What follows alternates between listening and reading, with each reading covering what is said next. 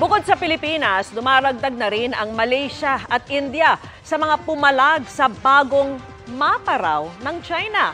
Ang dating 9-dash line map ay naging 10-dash line na sinasakop ang buong South China Sea. Saan ipwersa yang tinutukan ni Ivan Mayrina at JP Soriano. Mula sa dating 9-dash line map ng China na umaangkin na sa halos buong South China Sea kasama na ang West Philippine Sea, naging 10-dash line na ang nakalagay sa bagong mapa ng China. Ang ating embahada sa Beijing, kinumpirmang ganito na raw ang pinalalabas ng China sa kanilang 2023 version of China Standard Map. They put on record their claims over the disputed regions in India. They placed on record that Taiwan is part of China. Also that the 9-dash line continues to be their national boundaries.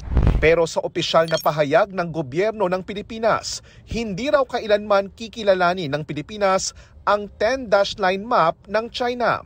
Paglabag daw ang mapang ito sa 2016 Arbitral Award. Kumbaga, all of these claims have been overtaken by events. And what is clear right now is the status quo, which is established by the 2016 Arbitral Ruling. Gaya ng Pilipinas, nauna nang umalma ang ibang bansa, gaya ng Malaysia at India sa 10-dash line map ng China. Pero giit ng Chinese Foreign Ministry, routine practice daw ito sa pagpapairal ng kanilang soberanya na naayon daw sa batas. Sabi ng China, dapat maging kalmado at umiwas sa pagbibigay ng sobra-sobrang kahulugan sa issue.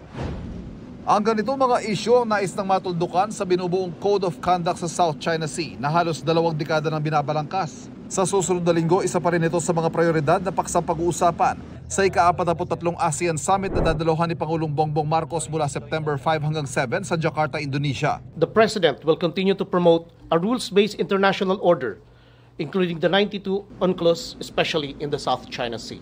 The Philippines will continue to uphold and exercise freedom of navigation and overflight in the South China Sea in accordance with international law.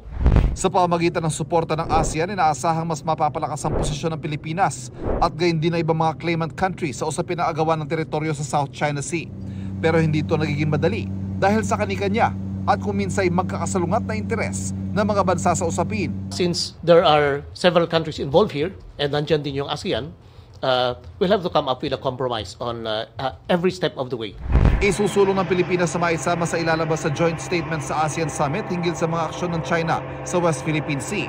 Pero mahirap daw masabi sa ngayon kung lulusot ito kahit pa maraming bansang sumusuporta sa posisyon ng Pilipinas sa issue.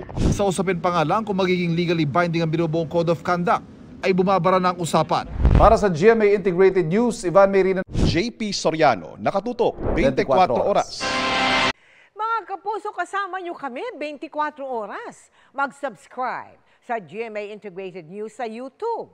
Sa mga kapuso abroad, bisitahin ang GMA Pinoy TV at www.gmanews.tv.